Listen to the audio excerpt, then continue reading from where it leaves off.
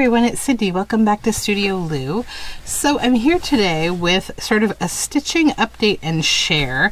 I was trying to decide what I wanted to do because I've completed the January work on the Roxy's Journal of Stitchery project, but I still wanted to share another little something. So I'll show you what I've been working on and another thing I'm taking part in. So if you remember last year in 2021, we had the 52 tags challenge. I did a flip through video of all 52 of my tags from last year. So I've been thinking about how I want to house them, because they live in this tin right now, and while they fit there nice and they sit on a shelf, I'd like a better way to kind of enjoy them. So I got to thinking about making a book for them. So then Anne released another project for 2022 that she's going to do, which is perfect casualness for me for this year because I'm working on other things. So she's doing tag roulette. So every month she's going to draw randomly 3 numbers between 1 and 52 from our 52 tags themes, and then we're going to create like a larger kind of piece using those themes. I've decided, and we're just going to like make the themes all on one piece of work and just add them as they're released kind of, and just make this beautiful piece with all of those themes incorporated in. So this is my block piece kind of section for January. And what I've decided to do it on, it's not just going to be like a piece of embroidered cloth. It's actually going to be the cover for a tag journal. So this is January was 52, which was macrame. I've done a little bit here. I didn't do a ton. I wasn't feeling macrame a whole lot right now. Floral, I've added some silk flowers and this beautiful vintage piece. And then I've done a little bit of stitching here with pistol stitches and white. So I used obviously different vintage white laces and just kind of put them around. So I'm calling this piece, the size of it is good, finished for January. So there will be 11 more of those as the year progresses. So I'll tell you a little more about this. It's going to be a pretty big book, not huge. I've got the fabric a little bigger than what I'm going to need for sure, because I don't want to like run out of space, but I'm making it with this beautiful vintage flower and grain sack fabric. It's cotton. I thrifted it at a Mennonite community thrift store, and what I'm thinking is, so this will be the cover. It's going to be double layered. You can see all my ugly back stitches right now, but I don't get too worked up about that. So what I'm thinking, how I want to display this, and I'm still trying to think about how I want to attach or pocket them in. I know that I want to have on each page, I want to have 4 tags. Now I'm kind of kicking myself for not using the consistent sizing that Anne used, because I think she bought like, you know, a set of smaller tags that were like, you know, all the same size, probably from Amazon or something. I actually created all of mine from like book pages and made them different sizes. And so what I want is like 1, 2, I think 3 and 4 per page. Now, I've been thinking about how to attach them, and I have a lot of options. So I obviously could create like pockets, you know, with fabric, and I could stitch across. I could even stitch it in between, so they all have their own little pocket. Or on back, I could attach Velcro to both. I could stitch Velcro on the cloth, and then I could, you know, put it on the back of this, and I'm leaning that direction. So obviously, you know, 4 of these times 1 page will be 16. There's 52 tags in all.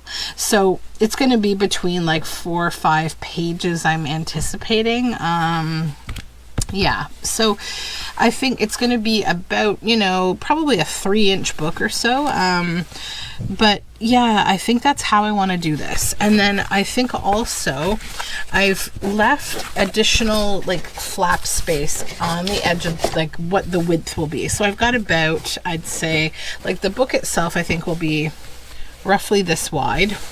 And then I'll have this extra flap that I can flap over, and I may end up stitching like a strap on it depending on how unwieldy it is. At this time I haven't made all the decisions. It's also a little bit long. I'm hoping I can get it to be sort of the size of, like, you know, nothing larger than like a scrapbook kind of box or something. And then I'm thinking about how I'd feel if they overlapped a little. Would that bother me? I don't necessarily think so. That could be kind of cool. So that might be a way to just compress it down, allow them on the up and down to just overlap a little bit like that. I don't think that'll hurt anything. And if they're all Velcroed on, you can remove them. And also it's nice to just not have a ton of white space either. So each page would be filled quite nicely. And I haven't decided on the spine, if I'm going to do like a harder spine than what the fabric can offer, but like if I don't, then I'm just going to kind of make the decision of where the spine will be, like in the halfway point here, and then I'll determine the width once I get all the pages done, and I will sew like some nice creases here. I may add, if I don't add something hard like a heavy cardstock or something to make a hard spine, I will add another layer of fabric probably. And then I'll have to, like, I'm not putting the book together till the very end, because that's going to allow me a lot of flexibility to understand, like, as I go in, I'll probably need to graduate the size of the page down ever so slightly so that they all meet, because as you develop bulk at the back when you bind a book, it pushes the inside pages a little further in, just because all the pages behind it have to, you know, have a little room. So this is going to be mostly hand stitched on the cover, but then when it's all put together, it's going to probably be machine stitch, because I want it to really be durable. Not to say hand stitching is not durable, I just know that I'm not going to want to spend the time to, like, you know, very finely stitch this the way that I'm going to want it to be. So that is the plan, and I'm excited to be getting closer to February when we'll have another block from Rachel and Sarah to work on with our Roxy's Journal of Stitchery. But meanwhile, I think this will be another project I can work on to keep me busy. I've been sort of like not working on slow stitching other than just kind of what is assigned to me, because that keeps me sort of working on what I should be. Then I wanted to share with you a little nice antique-y kind of thrift haul that is stitching related. So I got this at, not a thrift store, but actually this is a collection of pin cushions that are primitive, and I got them from an estate auction from a nearby town that I don't know what's happened, but it basically was like an estate auction of a needleworks business that also sold like really exquisite mohair bears and primitives and things like that, like a gift shop. So I got, I believe there are 2, 4, 5 beautiful pin cushions. So the first one, this is this cute, I believe this is probably a rat because of its long face, and so it has this rusty bell. It's a waxed pine cone, and the bottom is a candle, and it's got some nice muslin there, and it's got a little nest. I think it is so cute.